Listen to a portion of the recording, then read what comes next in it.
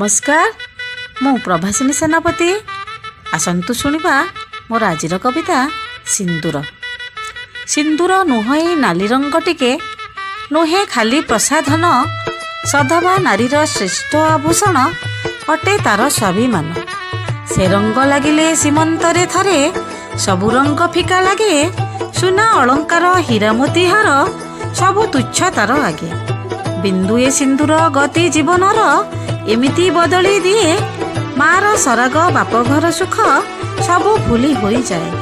कुमारी होई कुलबधू जेबे सीमंते पिंधि सिंदूर पतिंक दुखरे हुए सम दुखी भूली पिलादिन तार।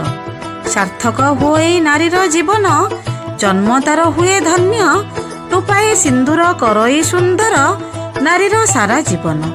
सीमंतिनी नारी मथा टेकी चले नथाए काहाको भय सिंदूर तापाई अमूल्य संपत्ति सिंदूर ता परिचय। आशा करुछि मो कविताटी आपण मानक बहुत भल लागिथिबो। जदि आहुरी एमती कविता शुणिबाकू चाहुचंती मो चैनल को सब्सक्राइब करंतु। रहुछि नमस्कार।